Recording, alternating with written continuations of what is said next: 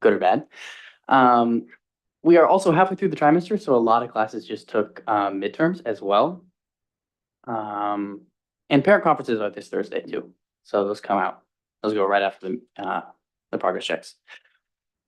Arts. Percy Jackson opens the 9th and the 10th of November with two separate casts. And we're doing something totally different that we've never done before, but all of the fourth graders in the entire district are going to make it to the high school and watch one of the shows. Yeah, at the elementary level, we've done some stuff with the Center for the Arts where they've watched performances, but nothing with the high school's theater program, which I think is super awesome. Sherwood Marching Band wanted to try and compete with some out-of-state bands. So they actually just traveled to Spokane and they competed and took second place in prelims and then were able to pull out the second place at the end as well. And that was a big competition too. So that's something that they haven't done before because they usually compete here. And then coming up, there's a Festival of the Bands at Autzen Stadium, November 2nd. So they're going to be performing there as well. Oh, activities. We had a really great homecoming week. We had a lot of people dress up for the themes. The dance went really well. The halls, I think, in all 4 years I've been there, have been decorated the greatest this year. And that's not biased. The seniors did win. But there were a lot of really good halls as well. But go seniors. The dance was also really great too. The parade the day before, all the floats were awesome. We had a lot of people come out from the community and we threw a bunch of candy out. So that was a really great success too, because it's really great to see people come from the community and appreciate all the hard work that people do on all those floats. And we just finished up our first blood drive of the year. We had really great success last year with how many people have showed up to the point that Red Cross actually said we could expand our capacity. So they gave us more beds and more attendance for phlebotomists to help draw blood. So this time we donated 76 pints of blood, which is up to 228 lives that can be impacted. And there are two upcoming blood drives, one on December 10th at the Elks Lodge and one on February 11th, which is our next one hosted at the school. As was mentioned in the work session before, we just started our club fair. The freshmen and the sophomores were down there today to kind of get to know clubs at the school, because that's been one of the things that student leadership's been trying to focus on, which I talked about in our first meeting, was better visibility for clubs and trying to get people to find spots that they fit in. I think it's really important to note that when I was down there, because I wanted to watch, that I just kept hearing from all of the club members and advisors that they're like, we've never had this many people sign up for things. Like, we've never had this many people come up and ask for information. And when I've watched previous club fairs and been down there, there's a lot of mingling and hanging out with friends, because we make it a thing where everybody gets to go down. But a lot of people stepped out of their comfort zone and went up and had conversations, and the club leadership groups, like, people in charge of each individual club, would go out of their way to bring people to them. And so that was really cool to see, because I think on every single club that I saw, there were just a whole list of names that wanted more information, which is super great.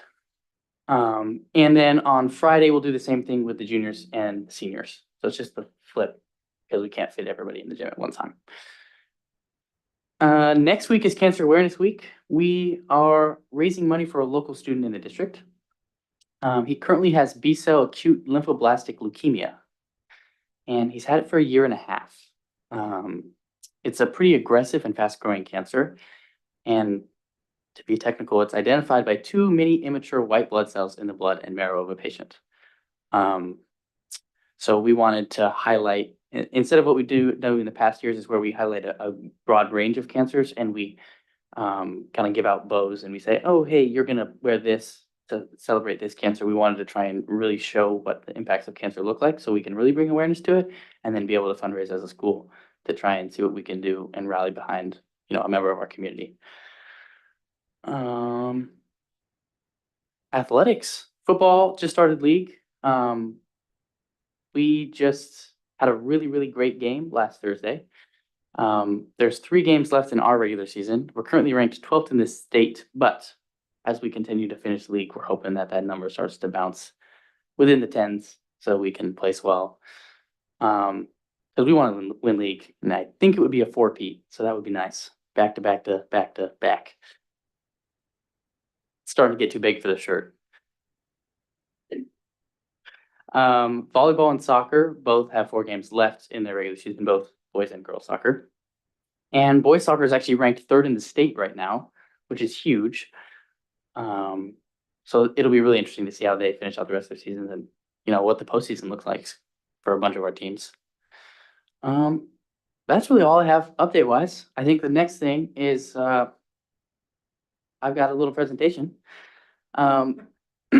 So 13 principals from the musical Percy Jackson are here to perform a song from the play. Sherwood High School Bowman Theater has grown under the care of former director Robin Folsom and current director Joe Dalton. They're putting on 5 main stage productions this year, beginning with the fall show, Percy Jackson, during the 2nd and 3rd weekends of November.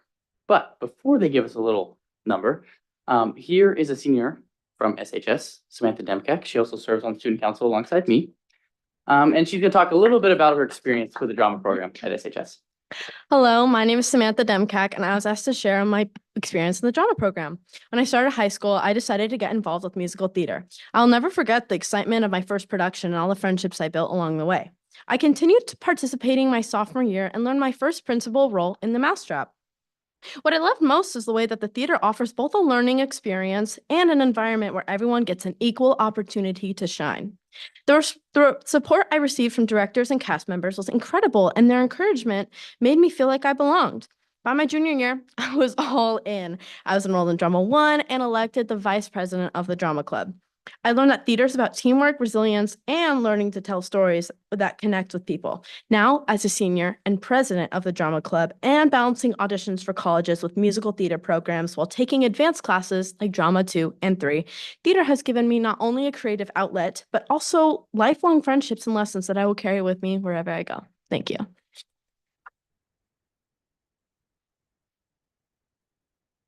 Okay, the song they will be performing tonight is called The Campfire Song.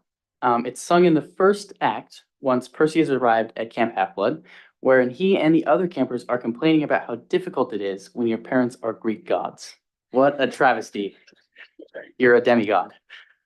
Okay, now, please welcome alongside me our actors and one person from tech. Lauren Brannon is here to help run tech. But here is Alice Giles, Maddie Needham, Sophie Fletcher, Georgie Burgess, Isaiah Long, Nathan Sachs, Isaac Norris, Tyson Rogers, Nick Michael, Samantha Demkak, Mia Altamirano, Ali Edinger, and Lorelei Hine. Yeah, if we want to rotate on the other side, yeah. We're gonna come over there.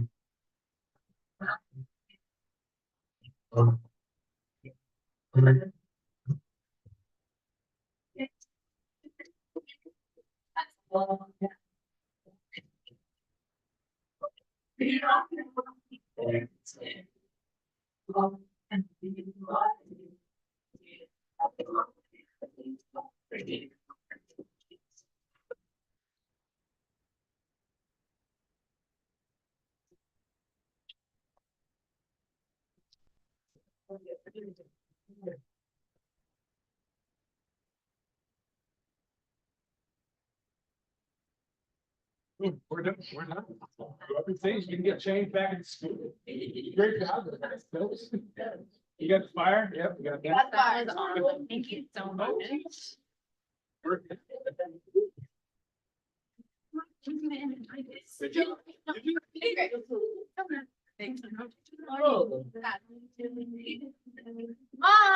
Mom, here's lunch. Here's my uncle. Yeah, so it's okay. Yeah. Here, you my car. I'll just connect with you.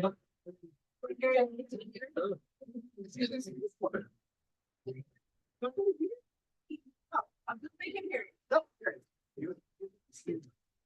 Where are we going? Mini Cooper, I know what it is. it's not unlocked, so. Great job. Oh, well, I did a lot. Okay. We'll sort it when we get back to the schools. Well, that was fantastic. I we're raising the bar for meetings here, big time. I need the dance team here doing some kick line next month. That would be great. That would be great. We're gonna roll right into superintendent updates with Dr. Downs. Well, thank you, and it's nice to see everyone. It's been a wonderful month, and I'm thrilled to just be a part of this learning community. And I really appreciate our energy from our students and our parents and you and our staff. It's unbelievable. Wanted to highlight a couple things and share with you since last time. It's been pretty impressive to watch the supports as you've been to back to school nights and some fun runs and homecoming and all sorts of events that do not happen by accident. A lot of hard work and hours and energy go into it. I want to thank our parent support groups, and I want to thank our administrators who work closely to make sure that students have an amazing opportunity and a lot of additional fun as on top of their normal fun that they get during their normal school day. And I had a great opportunity to be a part of all that. And I know I'm a little scared for this Freaky Friday, but it's coming up for Friday at the middle school. And just I'm very excited for supporting all of our programs. I also have the great pleasure of being the liaison for the district in all sorts of things. And so one of those recently today, Marlene and Patrick Shuckrow and myself had an opportunity to meet with the PCC president and a couple members of their team as they wanted to learn to explore how do they support our district and what are some creative and innovative partnerships we can build together. And so I'm just appreciative that our district is in those conversations together, as well as it's been fun for me to be a part of our Washington County group and to get to learn what our colleagues and friends do, but also to highlight and support who Sherwood is. And that's been a lot of fun for me to get to know. Speaking of parent involvement and parent support, I just want to put a plug for our parents for them to be a part of our parent conferences upcoming.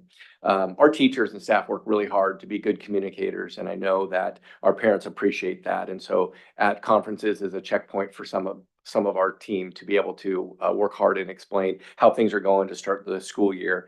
And before you know it, it's hard to believe that we're all the way, halfway into October. And we've just had a lot of fun in our first trimester. And so I just want to encourage parents to attend and to support their students. And if they can make it, that'd be great. If they can't, feel free to reach out and communicate with the schools. One of my goals and one of our goals here is to keep building vibrant school communities. And so as you heard from Ethan tonight, I just wanted to say that it is exciting and palpable in the air right now in schools. And we just want to say thank you to the staff for their incredible hard work and everything that they're doing to help with students to make sure that they're off to like an amazing start. So look forward to sharing a little bit more tonight with you a little bit later about our strategic design, which I'm very excited about. And I know our team is as well. And again, a big thank you to our administrators who I feel at this time of year have felt like they don't get a chance to exhale quite yet, but they have realized all the hard work from the summer and then that first kickoff is getting you there. Getting through a couple bigger events as well is much appreciated at this time. So that's it for this evening. All right, we're gonna roll into some board updates. I have Chair Hawkins and myself with a report tonight. Is that right? Correct? Great. Yes, Hans? Okay, no report. Okay, great. And I'm not the chair anymore, but thank you. Anyhow, I just wanted to check in with everybody. I had some questions last time about how our meeting was kind of short and condensed. And in the past, if I'm speaking bluntly, we very often covered really important topics in our work sessions and had great conversation. And then sometimes we had like a duplicate summary of that in our actual board meeting, where we engaged a little bit less in that meeting, but we did a lot of great work in our work session. And now we're not duplicating that. There's just really not a need to do that, but we do record our work sessions and those are available for people to watch. Last month, we had a conversation with all of our elementary principals and had some really wonderful updates about what they're doing in their buildings and their goals for this year. And tonight we had the opportunity to do that with our middle school and high school staff. I'm always so pleased to hear what they have to say. Those work sessions are pretty short and they're packing a lot into that time. But we would encourage you guys to jump online and listen to those work sessions so that you're hearing those updates as well. I won't repeat all of them, but we heard updates tonight about the cell phones, how that's going, having cell phones put away. Sounds like it's been a really positive experience for kids and that they are just much more engaged. We were also hearing about a lot of new activities and clubs that kids have the opportunity to be a part of. And staff is reporting seeing kids really be excited about those things and being a lot more engaged. So we are very happy to hear that. You know, as a board, we are really on the periphery and we love to get those updates. I know the community really enjoys those updates as well. So make sure you get online and take a quick listen. That's all. Great, thank you, Director Hawkins. I have a quick update. There's a little bit of confusion last week when we brought up the electronic communication for agenda and non-agenda items. I think I misspoke and just said non-agenda items. When it comes to electronic public comment for agenda and non-agenda items, we will not be reading either of those. However, in-person comment for agenda and non-agenda items is still happening. So I just wanted to clarify that. It just kind of aligns us with common practice and it helps streamline our meetings a little bit more, and all board members still receive electronic communication. It does not go by the wayside. We still receive it. It's just not being read aloud. So thank you. Good. And what? Oh, and it needs to be in by noon of the board meeting day if you want to present here in person and electronically for us to receive it. Good. We're all clear now? Okay, great. Okay, we're gonna move on to, does Danny have something that she needs to say? Okay, to you, Danny.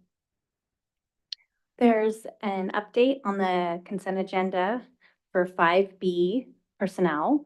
For the classified, the update is the original was 0.81 FTE, 6.5 hours per day, and the updated is 0.78 FTE, 6.25 hours per day for the Special Education Instructional Assistant 1 at Hawksview Elementary. Okay, thank you. Okay, with that said, we'll move to consent agenda. Do I have a motion to approve the consent agenda? I motion to approve the consent agenda. Do I have a second? I second. Okay, all those in favor, say aye. Aye. Aye. Opposed? All right, pass 4-0. Okay, so next we'll move on to public comment for agenda items. We do not have that. We'll do that at the end for non-agenda. And we will move to our school resource officer recognition with Officer Wolfer and Officer Newman, and Principal Adam Mitchell and Andy Van Fleet from middle school will be presenting.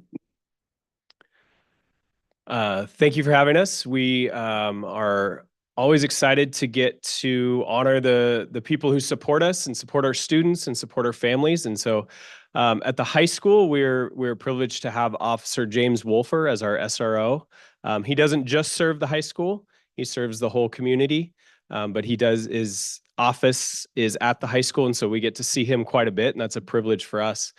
He spends a lot of time out in our hallways, in our classrooms teaching, working with kids. I think the biggest thing that comes to my mind is he's ingrained himself into the community. And so when there are issues, kids will directly ask for Officer Wolfer. Can I talk to Wolfer?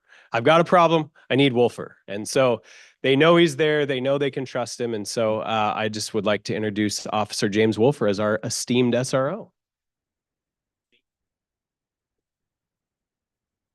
Yes, thank you for having me, Dr. Downs, Board of Directors. Open any questions. This is my 4th year as your SRO. Originally was for all the district, and then last year we were able to bring Officer Newman on, which has been great, so that I can be in the high school more instead of splitting my time all the time at all the schools. We still go to the elementaries where I don't know if you've seen some posts that, we're doing a lot of reading at elementaries. As Mr. Mitchell said, was just teaching actually last week, the drug and alcohol unit, and actually got to play body cam of mine from a DUI I did a couple years ago for the kids, and they got to judge how well the gentleman did on field sobriety tests. Spoiler, he didn't do well at all and went to jail. So kids loved that. I had them guess what they thought his BAC blood alcohol content was at the end, and they all were really enjoying that and played some other videos. And so that was really cool to do. So that's one of my favorite parts, going to football games, going to assemblies. Was also privileged to go to the Independence Academy. Last week, there was a student there who has been struggling with attendance, but really, really, really loves police. So they asked me to come and introduce myself, and then they're going to do an incentive for him. And that if he goes to, I don't know what it is, but they're working out something where if he goes to a certain amount of classes in the next few weeks, he'll get to do lunch with me and maybe some other officers and get some stickers and things. When I showed up, he literally had a police hat and police shirt. And that's like his uniform he wears every day. And he was just ecstatic to meet me. But it was also the Western Out Day at the high school. And so I was wearing my vest and belt, but I was wearing not a normal police uniform. And that didn't even faze him. He didn't even, all he saw was the badge and just kept being like, police, you're real police. I'm like, yes, I am. So that's just really cool. Some ways that can go in there. So open any questions and yeah, what you have for us. So It was 0.26 on the BAC because my son came home and told me about the video that he showed you today. You do such a tremendous job at the high school, and we just can't thank you enough. Truly, like, kids talk about you all the time. You've created such a good working relationship and connecting with them. I mean, we're truly, very lucky to have you in our community. We appreciate that. thank you. We are certainly fortunate to have both of these SROs in our buildings. Not just is Officer Wolfer great with kids, but those of you who are at the Welcome Back event would have seen his dance moves as well as he was showing off. He did take first place, just barely. Our SRO took second. I know there are at least 2 contestants for the record. I've worked in numerous districts and probably with, I would say, about 10 different SROs at this point in time. And none have impressed me to the level of these 2 gentlemen, and with specificity to Officer Newman. Watching him so immersed in the fabric of our building, he's not a person that's in an office. He is at our lunches. He is handing out activity basketballs and footballs. When we're missing staff, he hops into our game room and makes sure that kids are having fun. I think he might have beat a few at foosball. He's out in the back. He is everywhere in our building. And the most sensitive person to check in with students, check in with staff. He brings us incredible confidence and level of protection at the same time. When we have had a medical emergency, he is just on point. Just a great resource, just dialed in. So regardless of what situation, if it's a nurturing one, if it's a serious one, he steps into that space and he meets that demand every single time. And I hope I get to work with him every single day for the rest of my career. He's just that good. So with that, Officer Newman. Thank you, Mr. Van Fleet, and thank you all for having me. This is my second year as SRO, so it was about a year ago I was standing here just as my first started. So it's kind of cool to be back, and I really appreciate Officer Wolfer's and his guidance in this position. There's a lot. It's a lot to learn. I feel like just as I started to kind of really learn to be a police officer, and then I get put into a new role, and I'm in a whole new position with all these new coworkers that are all staff members of a school. And so it's very different. And so to have him and the staff members of the school is pretty incredible to be able to have that and to be able to learn along. Obviously school safeties are kind of our number one goal. We want to make sure students are safe and they feel safe.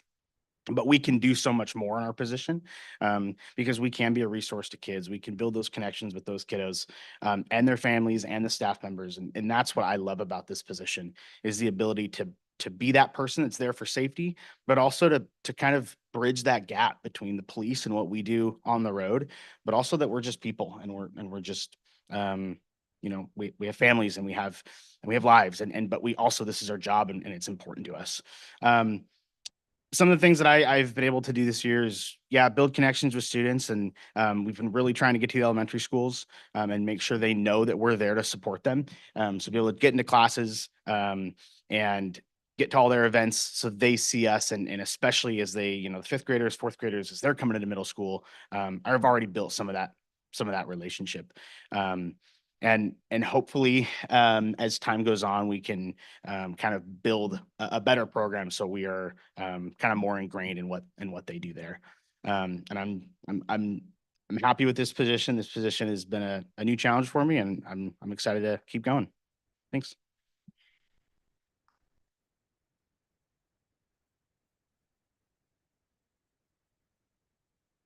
I just wanted to say really quickly, I totally support having SROs in our school, so I very much appreciate you both being there. But over the years that I've been on the board, I hear kids and families talk about getting to know you both and how it makes them less afraid of being around police officers. Normally for families and kids, talking to a police officer can be scary, or it's during a situation where things aren't great. And so making those relationships during the school year, really, it does go a long way for kids. It makes them a lot less fearful, I think, to be around police and to understand what your purpose is. And then even for high school kids, I hear them talk about like, oh, I've never really thought about being a police officer. And some of those jobs we don't talk about as frequently. And so I do think you guys are making a big impact by being around, especially at football games and all the different events. Kids see you and they realize that that could really be a cool career for them and how they can be involved. And so I just really appreciate the time you guys put in. I see you all over the place and it is not lost on us. We really appreciate your support. Thank you. And I want to take this opportunity and say thank you. It's been wonderful to get to know you. But I also want to thank your supervisors, Supervisor Asla and Chief Hanlon, just for their unwavering support of you two. And it was really nice to meet with you and Supervisor Asla as well last week, just to touch base. What I appreciated about our conversation was they are following the national SRO model, which is about connections and about relationships, where you are an informal counselor, an informal teacher. That was for dramatic effect. And you were the last, by the way, you're also a law enforcement officer. I noticed how far away you put that. Thank you. And those three areas are this is what these two do. And so when they're informally walking down the hall, and maybe it's a quick question because a kid trusts them, from minor to pretty serious, or they're in classrooms. This is what I want them to. I want these two to be in classrooms teaching and doing guest speaking and being a part of sharing with our kids because they listen to them and they're local. And then, with their law enforcement and safety, and they protect. And so I just appreciate, first of all, how active they've been, and they know kids, they know families, and that's their passion. They really get excited. And so on behalf of our team, we just want to say thank you. So thanks for making time tonight. We know it's extra efforts, but we really appreciate it. Yeah, thanks. That's I just made me think of one other thing. One of the other things I really like about this job is that, like you talked about, that NASRO model, is that, like that informal mentorship. And I've definitely had kids come and tell me about the worst thing that's ever happened to them that they've never been able to tell anyone. And then on the other end, I mean, I remember even my first year, I had a guy come to my office and he just needed to talk about girl trouble. He was struggling with the idea of which college he should go to, if he should follow his girlfriend or if he should go to his own route. And we spent like an hour talking about that. And I mean, that's not really what they cover at the academy.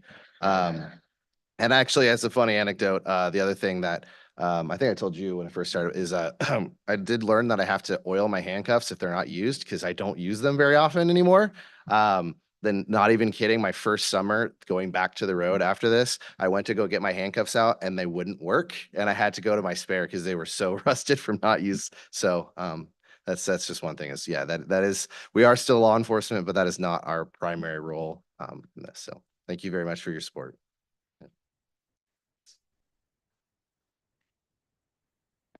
All right. Okay, we're gonna move on to information discussion. We're gonna move to Miss Marlene Carroll to talk about Division 22 Standards Assurances Report.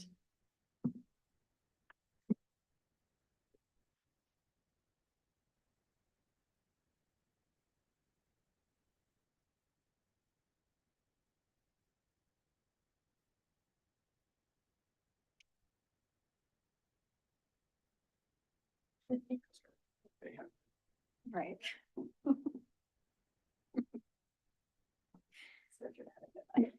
For dramatic effect. No, it's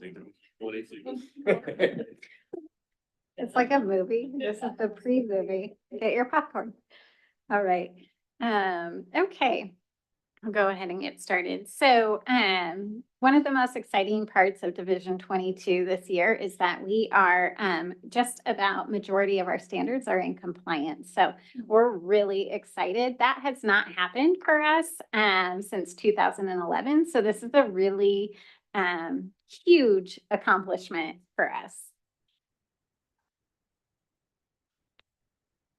All right, so I want to talk a little bit about what Division 22s are because they can be a little bit abstract and slightly confusing, but all administrative rules in Oregon for education, public education, are put into a Division 22, and that is the standard of education that school districts are required to offer to all students. So that really is the baseline of education. It is the floor. A district can go above and beyond the Division 22, but they have to meet that minimum requirement.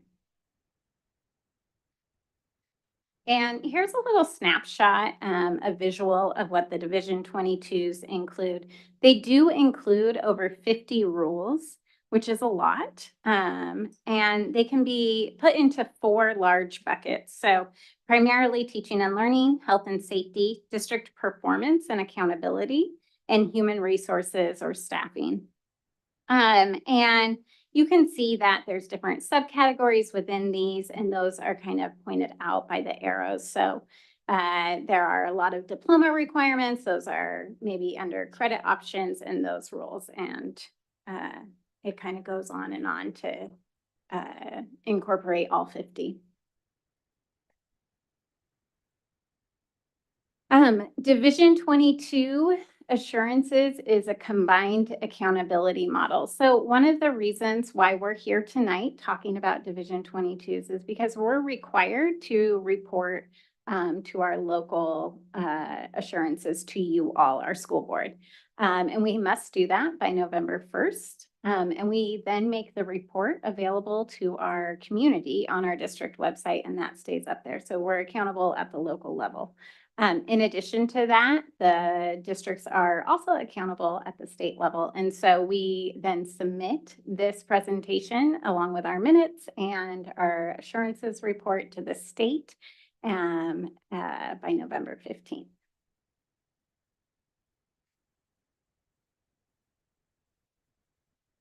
Okay. So if a district is not in compliance, there are a few things that do happen to the district. And we've been walking through some of these things ourselves so over the years, but the district proposes a corrective action plan to the state of Oregon, and they either approve or reject it. If the plan is not approved, then they provide us technical assistance. We've had that happen. And they provided us support so that we could get our plan approved. There's also been times where we've submitted and approved and the plan's been approved right away. And then the Department of Education just provides support and guidance as needed. We are required to complete our corrective action by the beginning of the following school year. And if a district fails to come into compliance, then that's when state school funds might be at risk. All right, so now we're getting into the report for the 23-24 school year. You might notice that this is for last school year. That's because we have to go through the complete school year before we can report on if we were in compliance or not. Okay. Some of the things that have been waived for this year to keep note of, they will be required in future years. One of them is the essential skills graduation requirement. That includes the essential skills assessment for English learners. That has been waived into the 27-28 school year. And that is recently renewed from a previous waiver. Another new rule that we had to put into effect last school year was the Menstrual with Dignity Act. This was adopted in October 23 by the State Board of Education. And this last year was the first time we reported on compliance. We are in compliance. Another rule was our health services. And again, this was a newly adopted rule, but it requires districts to develop, implement, and annually update their health services plan, which we are in compliance. One of the areas where we have not yet met compliance was around PE instructional minutes at the elementary school. And that requirement was 150 minutes per week. We have since starting this school year, we hired an addition of 3 PE teachers. We revised a master schedule to create a specials block. And at this time next year, we will be reporting compliance within this rule, and our corrective action will be approved. All right. So there are some new rules every year. And we have some that we're already starting to work on now during this school year. Including in those is we are required by the state this year to plan a K-12 instructional program for social emotional learning. And as well as, which you know about from a previous board meeting, our personal finance education and our higher education and career path skills. We currently are in compliance with our personal finance education. We implemented that at the beginning of this school year, and we are in the process of planning our higher education and career paths standards and skills so that we'll come into compliance by the end of the year.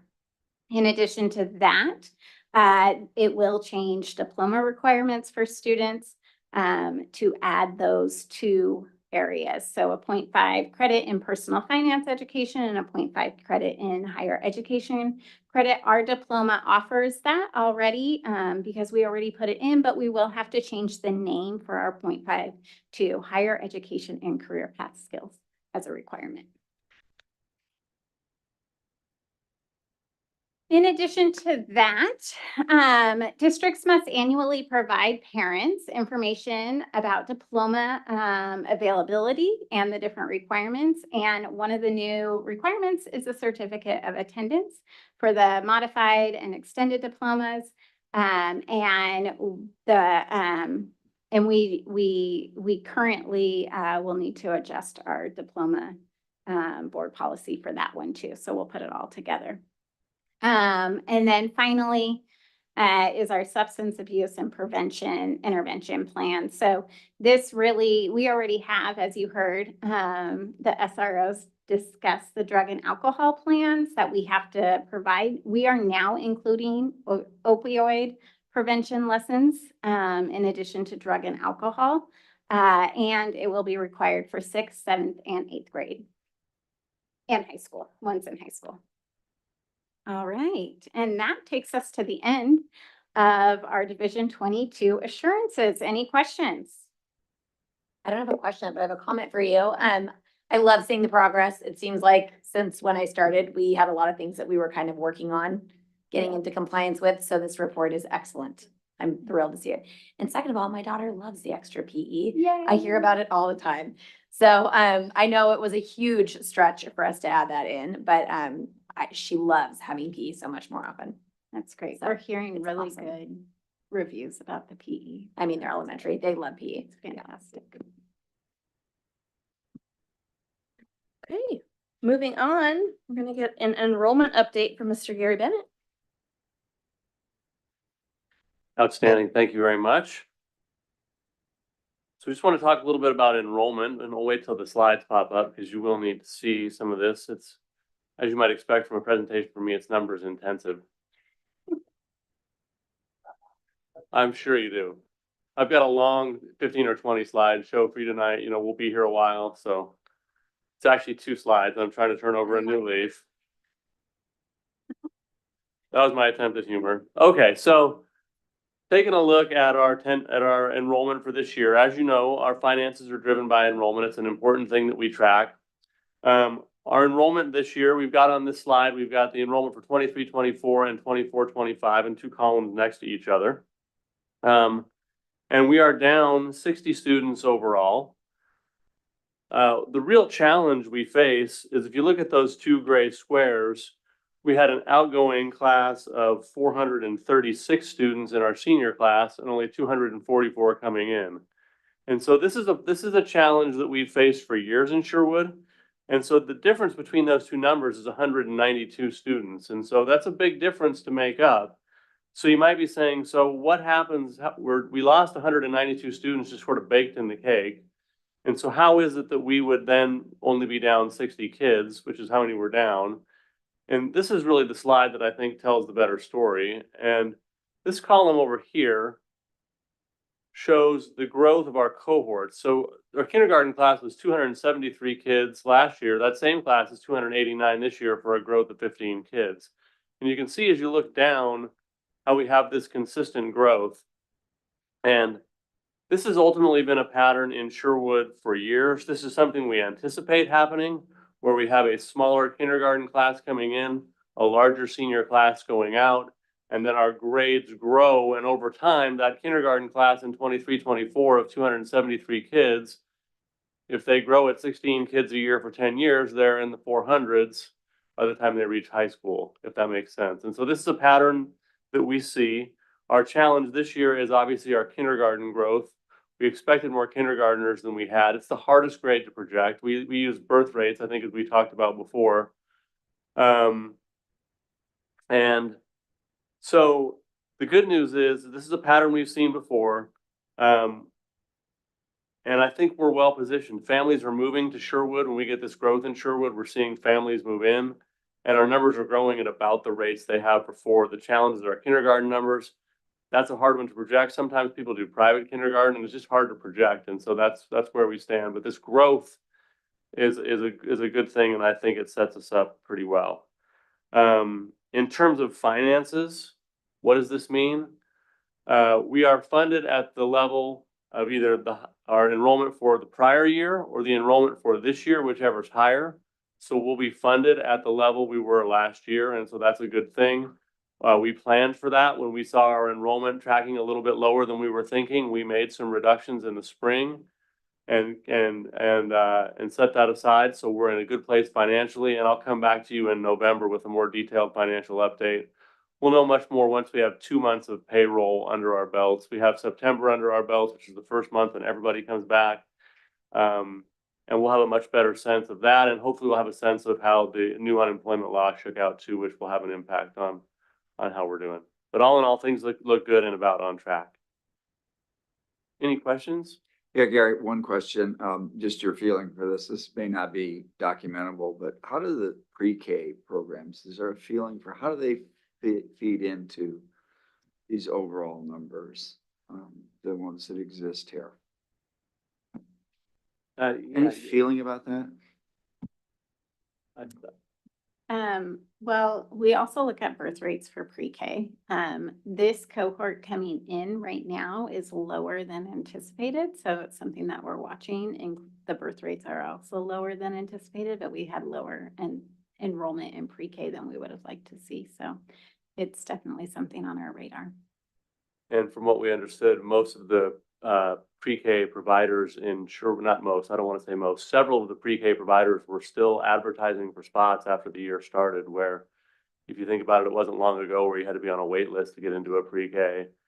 And so I think we're seeing that. And so that is something we're paying attention to, and we'll have to watch that going forward. But that is certainly something that all districts are paying attention to, because imagine what our enrollment would look like if we didn't see this implicit growth that we're seeing. And as the state pie keeps shrinking and we're still growing in every grade but kindergarten, you know, we're getting a good solid piece of that pie. And some other districts around us who aren't experiencing this implicit growth are struggling even more just in terms of their numbers. With regards to the losses that we see in high school, I mean, it's kind of like the elephant in the room on the page here, is that we can't control birth rate. We can't control if people go private, right? Like when they start their kids in kindergarten. But when we see these losses each year in high school, are we doing our due diligence to follow up and find out like why that child is leaving our program? Because I know since COVID, there are so many more opportunities for kids, and some kids are just finding that's a better avenue for them. And I get that. But you know, these are big numbers. That's a lot of kids that are choosing to leave Sherwood High School. And I hope we are doing our best to capture, like, why are they leaving and are those kids that we could have potentially retained in our programs? Yeah, I'd have to check with Mr. Mitchell. As far as I know, they are pretty much in track and knowing who's leaving and often students leave and come back to us. They'll go to an online program, for example, and come back. I can't speak to exactly what they're doing now, but historically we have tracked those students and been in touch and know who they are and when they leave. And this is a pattern that is not just unique to Sherwood. This is seen in all large high schools across the state. And there's a variety of things that occur that make this happen, from online programs to early graduation to other things. And so it's something we definitely watch, but it is also definitely a pattern that is not unique to us. No, I should have said that because I do recognize that. I know this happens at all districts around us. And ultimately we want kids to be where they're going to grow the best. I want that for kids for sure. But I definitely hope we're connecting with those kids and finding out, like, are we missing a program that could have retained them here, or what their needs were, you know? Absolutely. That's, we need to be in touch with that. So we do everything we can to keep kids intact and meet their needs in our schools. No For sure. question. Thank you. Any other questions?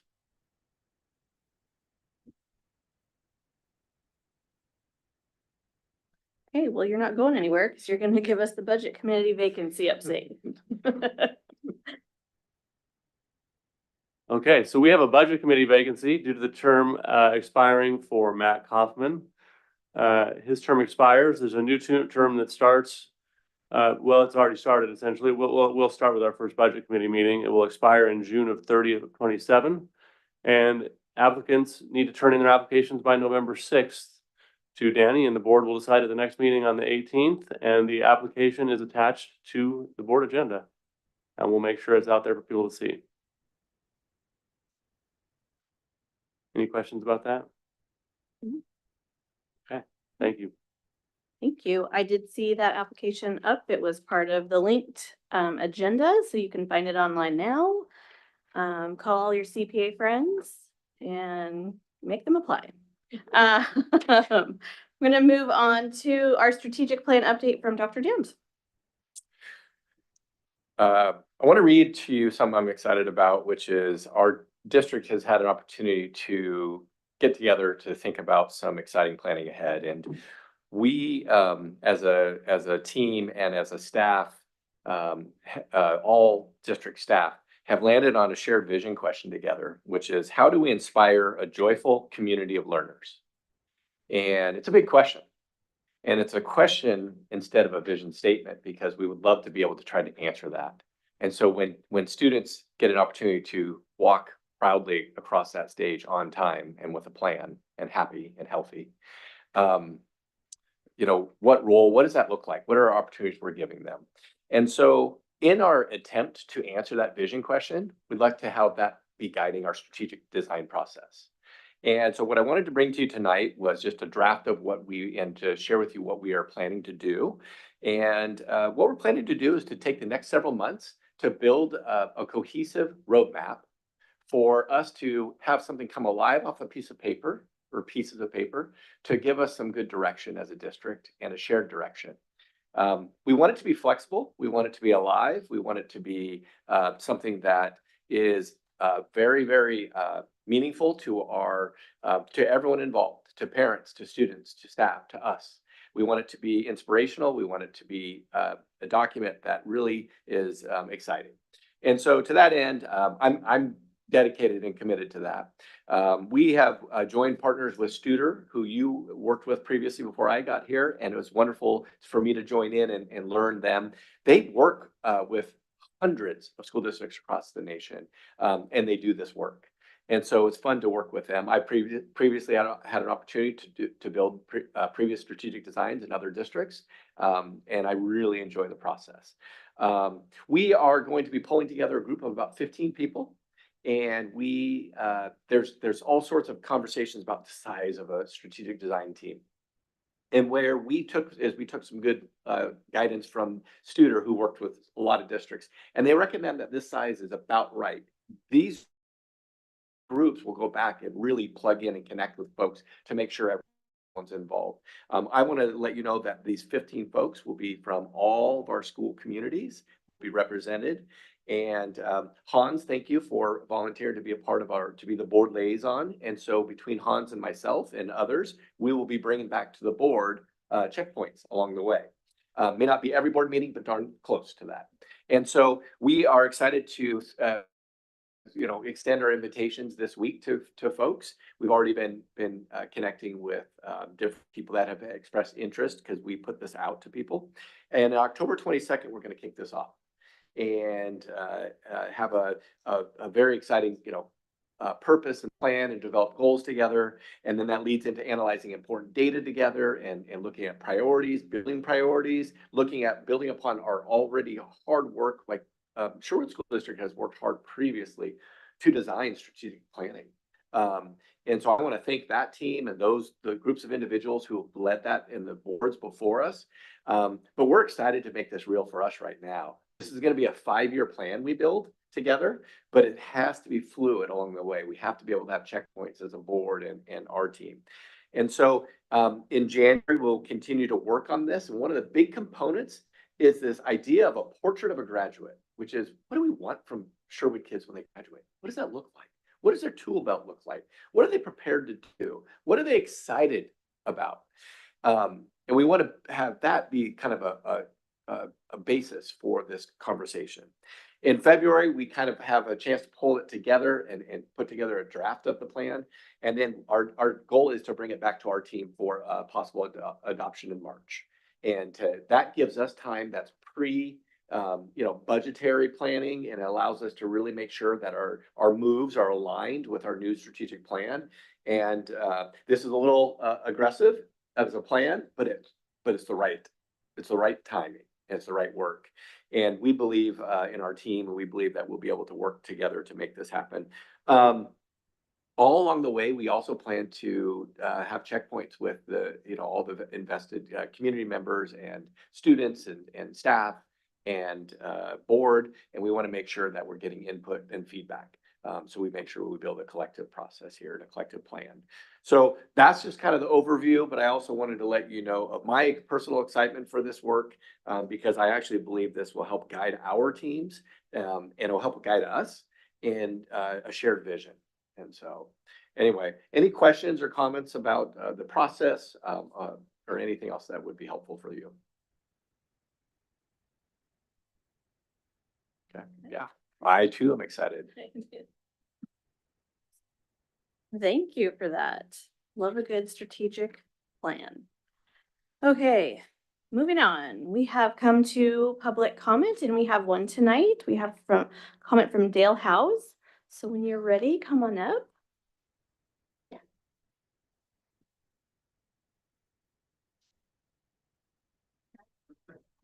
The song and dance maybe. No, I could. Okay, so you can all see my red t-shirt. Go Red for Dyslexia. It's a huge month for us in the dyslexia awareness group. So it is October. My name is Dale House, by the way, and I have 6 kiddos, 4 of whom have already graduated from Sherwood High School, and we've had a great experience. But Dyslexia Awareness Month is October, so I'm here again. It's my 3rd time speaking in October.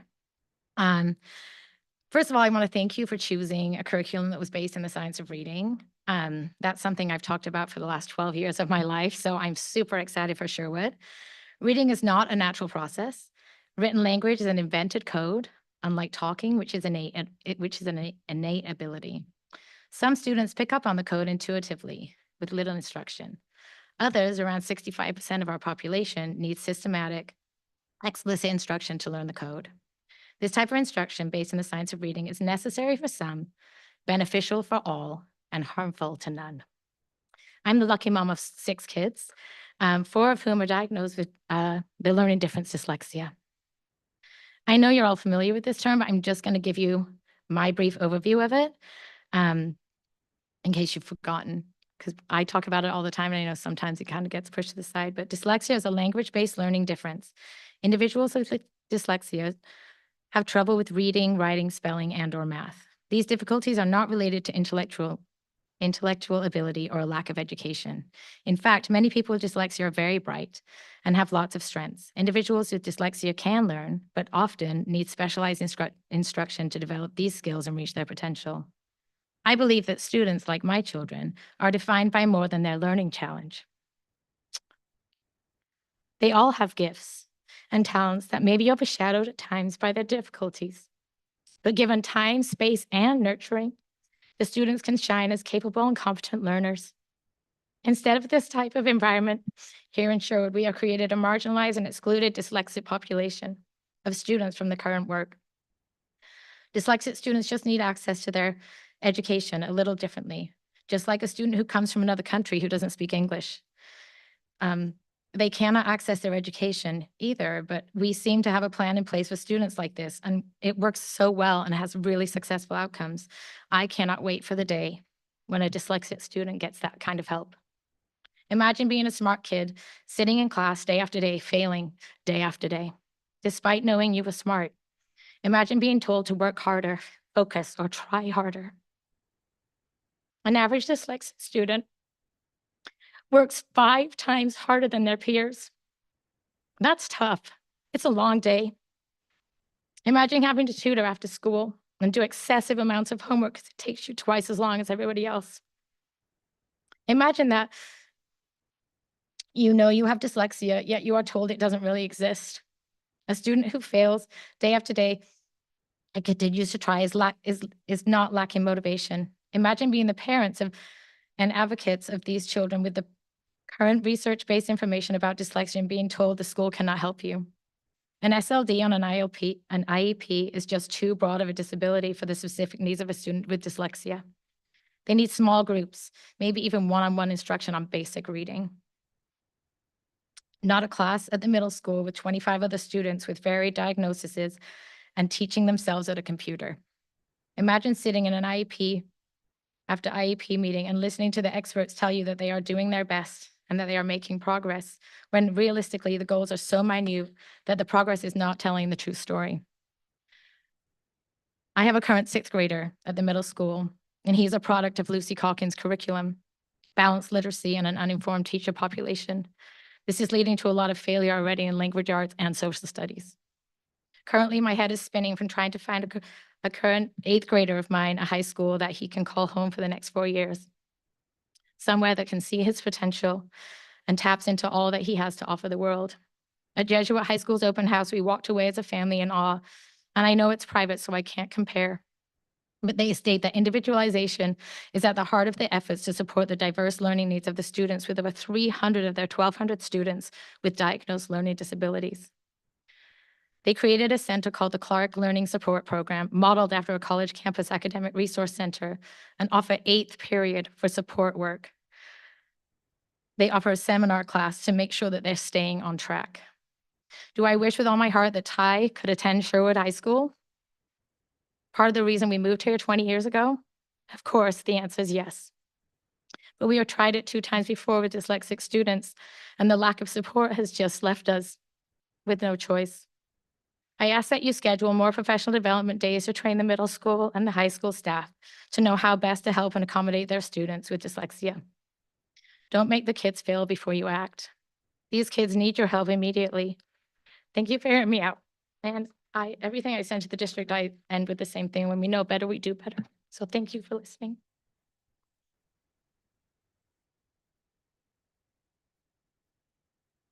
Thank you. That is it for tonight. So our next meeting of the board will be held on November 18th, and this meeting is adjourned.